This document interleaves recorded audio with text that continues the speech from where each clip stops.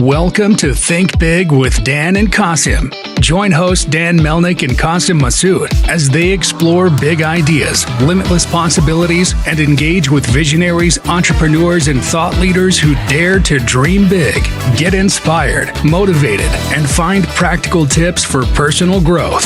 Think big, dream bigger, and ignite your potential.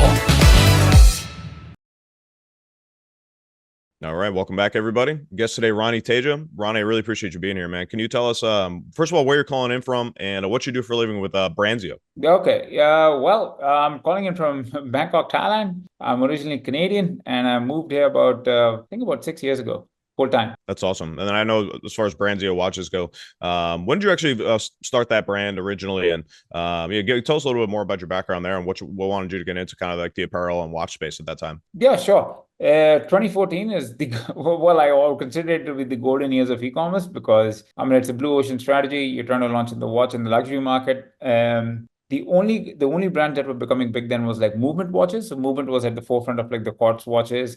Influencers were getting big and all this fun stuff. And, you had unlimited organic reach on Instagram and Facebook. So it was a good time to start into the watch game. And also you have to understand, there's a certain time and place for certain things. And for us, it was, low CPAs. Our CPAs were between $8 and $13. When we started, the same CPAs now are running between $60 to $80 US. So it's a whole different gamut of how that whole ecosystem has changed. Right. Of course, like everybody else in e-commerce, we did really well during COVID. We had the same supply chain issues. We had the same logistical issues of inventory and everything else. But, here we are, and, the brand survived about 10 years. A decade into the brand means it's a good thing. Yeah. What was kind of the big change that happened that led to this, huge rise in CPA in those years as well? Well, yeah, look, I can go back and tell you that the first time I got jitters was in 2018 or 2019 when Apple rolled out the infamous iOS update. Yep. And what happened within a week of the iOS update is my Google account, my Bing account, and my Facebook account, all three of them got ban hammered the same time. So it's kind of like week number one, your iOS update rolls out. So all of a sudden you see a performance tank, then your Google accounts get suspended, and then your Bing accounts get suspended. So you're kind of looking at it from a very like microscopic eye, and you're like, what the hell's going on, and how am I going to survive this business? Somehow we managed to get it back about 6 months later, but for the time you had to eat dirt.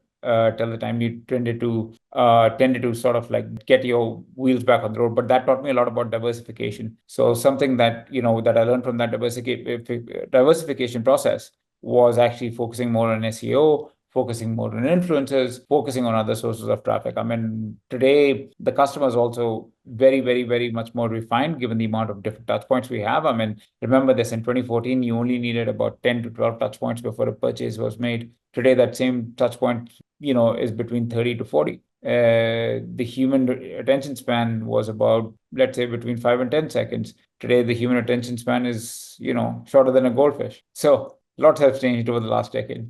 No, it definitely has. And I guess when you went and started that brand as well, obviously in 2014, it was kind of like the height of the e-commerce boom, as you were talking about. So have you kind of moved away from that vertical as far as like the way that you sell things through Branzio now, or are you still exclusively e-commerce? Most of our stuff is still e-commerce. For Branzio, we exited a majority of the company to PE. So for me personally, it was taking a step back and letting them handle it. We're working on an earn-out schedule at the moment. So it's fantastic. It's like where we wanted to be, and the people who I've sold it to definitely are going to go retail first, and there's a lot more money in retail. I think there's a really interesting factoid that I think I read somewhere today where certain brands like Simple Modern, for example, have been successful. They've been successful from day one because they entered the premium market of retail. So when you enter retail and you enter at let's say like $150, $200 price point, the customer is already used to paying $150 to $200. So even if you were to go move that $150, $200 premium price point to e-commerce, people look at it as a continuation of your price point from retail to online. Whereas if you start online, if you're starting at, and we all guilty of this in e-commerce, is we want a deep discount to move things as quickly as possible, to be as successful as quickly as possible. But what people don't realize is that you're degrading your brand along the way as you're getting along there. So something that is a $150 product, you're almost motivated to sell it for like a $100 product. So you can move it as quickly as possible. But when you go to retail, and retail sees that $100 product, they're like, well, I want it for $100. Why the hell are you charging me $150? Because you want to make margins on it. So there's a lot of nuances, pros and cons of both, right? I mean, to get into retail, it's at least a 1 year head start that you need, 8 months maybe. Online is, as you know, 24 hours. So pros and cons. Yeah, no, it's really interesting. And you think about like the e-commerce boom was kind of happening at the same time as like all these SaaS companies were getting basically all the private equity during that time as well. I think people kind of took that angle and looking for private equity dollars or private equity exits and thinking about, what these SaaS companies are able to do. Like, can we do that for e-commerce? So it's not always possible that way because you can't scale like a SaaS company can typically because with a SaaS company, if you have the server capacity, you can fulfill 1 million users in a snap of a finger. Like you don't have to worry about like really so much as like the logistics and especially working with like retail versus your e-commerce versus all these things. It takes time to have those kind of infrastructure in place to be able to scale the way that like you would want to. Whereas like if you have a SaaS company that's set up well, you could fulfill any amount of growth overnight when it happens. So I think when you think about like that hockey stick growth, people like search for that in e-commerce, but I think they were like kind of looking to emulate what a lot of the SaaS companies were doing at that time. So it's really interesting now, like just thinking about it in retrospect with you, like the different verticals that you have to get involved in and like how it affects your branding in those different ways. It's really fascinating. And so you kind of divulged most of that company now. You said to PE. I don't know you're working on something new now with actually what is a software company with Truly Office. What year did you kind of make that transition from working fully with the watch brand to moving into something like Truly? Well, yeah, I mean, Truly Office has been in the works for about 2.5 years because it primarily was born out of a necessity of where we got sick and tired of paying for Microsoft subscriptions, and we said, look, I mean, I was 100% sure, which is like not everybody. Well, first of all, I take pride in being cheap, so the second of all, it was kind of like, look, I'm pretty sure there's people around me, business owners who think like I do, or individuals who think like I do, that whenever you see a bill come up on a monthly basis and you're getting dinged $9.99 or $10.99 or $14.99 for this and $19.99 for that service, where you're like, wait a second, I mean that is as simple and functional as your Office suite that you have on your computer. You shouldn't really have to pay like an arm and a leg for it, like especially $150 a year on a subscription basis. If there's a way to sort of like just pay once and use it for what, 3 or 4 years, and it costs you less than $100, that's $25 a year. There is a way to make something like that. So we went to work, and I'm not a software developer, just an FYI. So we basically interviewed like a few people in the business. We interviewed a few project managers, and we said, okay, what is it that we can build? So we went out and got general purpose licenses from about 3 or 4 of the major software providers out there, which are not Microsoft. And then we basically had to Frankenstein everything from scratch. And we said, look, there is a way to do this. And the whole development process took about 6 to 8 months to make. So it's quite interesting because I went from being an e-commerce guy to a SaaS guy who is a product manager guy to a SaaS marketing guy. So it's a whole different gamut of different things that have actually ended up happening in my life, which I never thought would actually happen. But I mean, in the grand scheme of things, I'm very happy that, you've taken something new and you've tried to create something which is challenging Microsoft. So if your dreams end up being too small, I would always question myself as to why am I thinking too small? Why not go for the big fish? Yeah, no, it's really fascinating. And obviously going from e-commerce to something like a SaaS company like this, what are some of the different like challenges that you face like very early on, whether it's the product development or like, how you roll this out and get impressions and even like do some of the selling? Yeah. Like what are the main differences you find yourself? Yeah, so that's really interesting, right? So we tried everything under the sun. So first of all, your ad dollars are bloody expensive, right? So if you go with the traditional route of like using like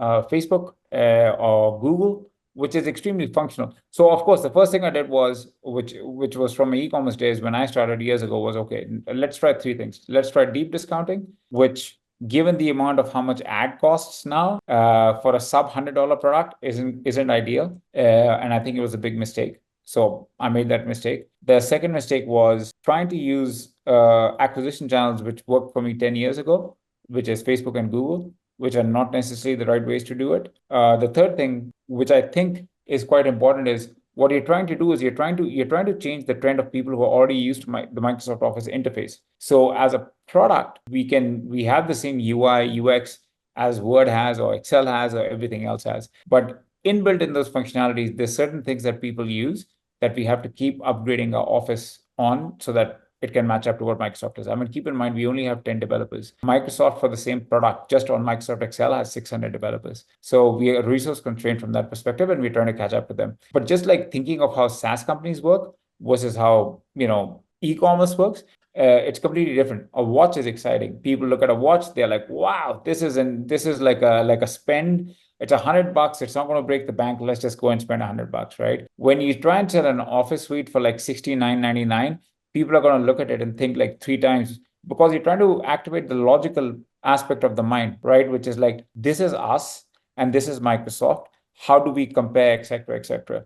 People are going to be driven by emotions. So to evoke emotions on a SaaS product buy is a very, very, very hard thing to do. It is. It's fascinating. I actually have a background in legal tech as well. I sold a legal research software the first couple of years of my career, and one of the biggest challenges.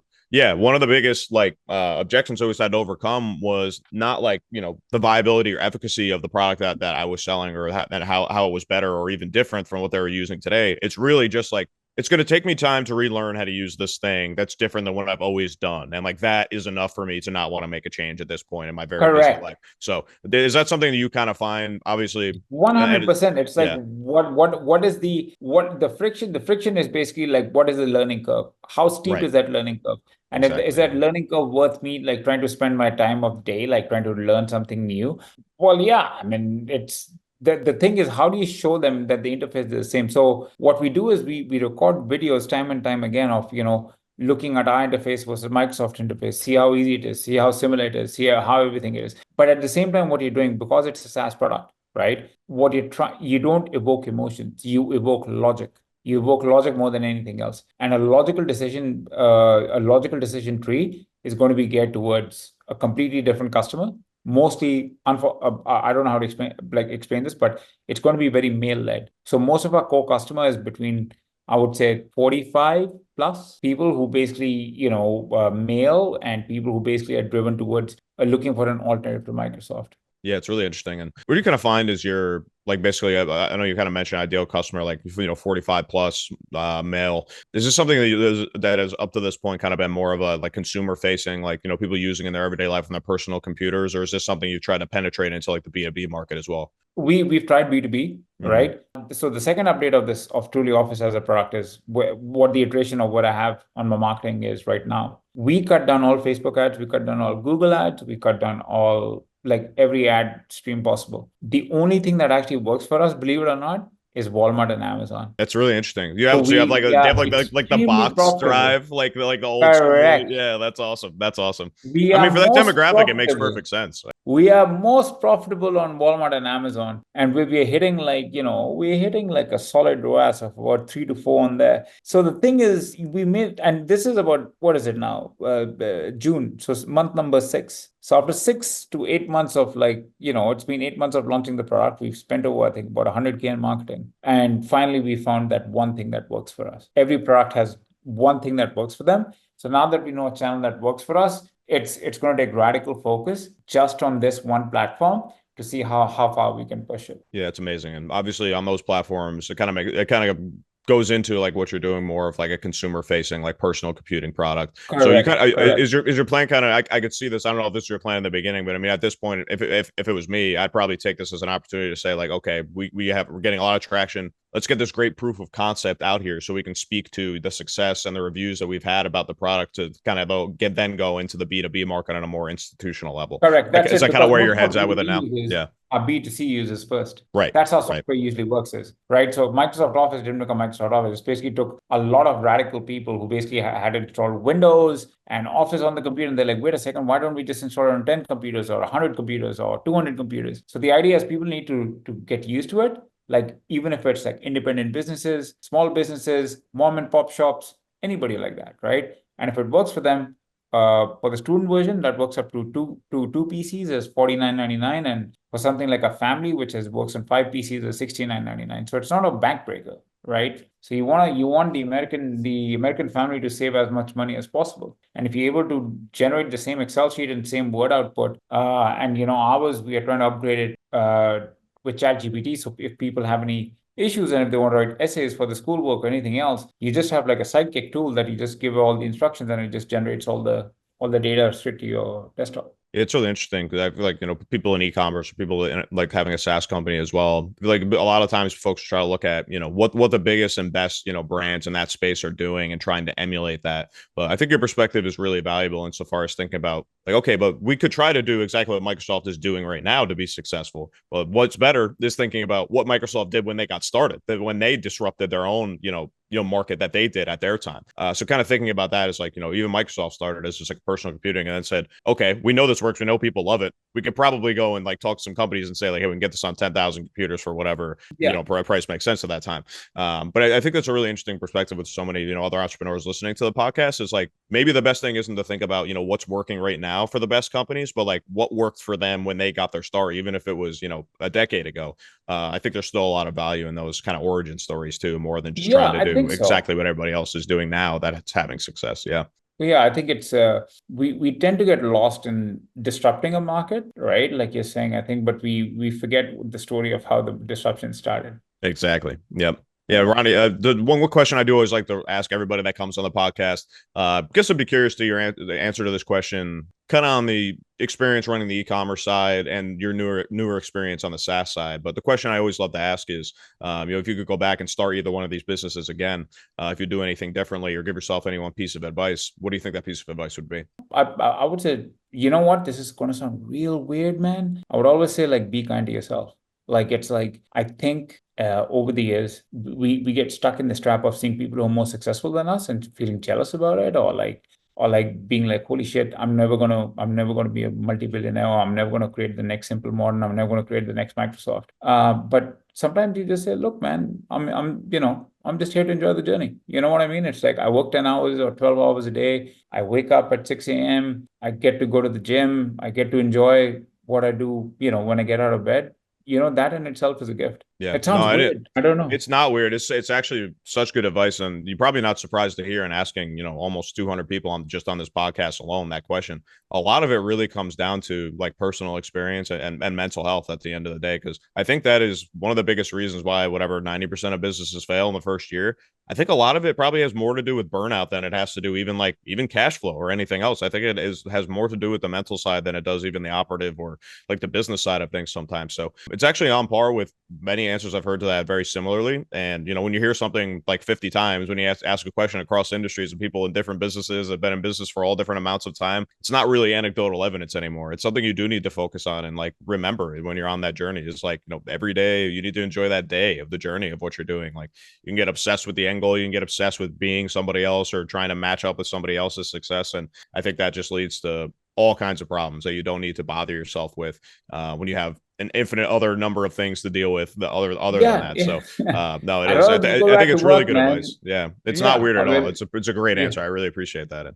Thanks, buddy. I appreciate it. And then, I just want to give you an opportunity as well. I guess for both brands, I know you're obviously still involved with Branzio. I know you said you kind of have some private equity kind of took over some of the operations and things like that. But if anybody listening to the podcast may be interested in potentially partnering with you in a business sense for either one of these brands and products, what's the best way to stay in touch with you and you'll find more information about both of these companies? Yeah, you can just Google, you can reach out to me on LinkedIn, Ronnie Teja. That's my name. And then other than that, I'm just happy. And I want to thank you and your team for giving me a chance to speak on your platform. I really appreciate it. Absolutely, man. Ronnie, I really appreciate you being here. Just want to wish you the best of luck and continued success in everything you're doing, man. I love your attitude about what you do, and your insights are obviously super valuable. So, really appreciate you being here, and I really look forward to staying in touch as well. Thanks, buddy. Appreciate it. Thank you, Ronnie. Thanks, everybody.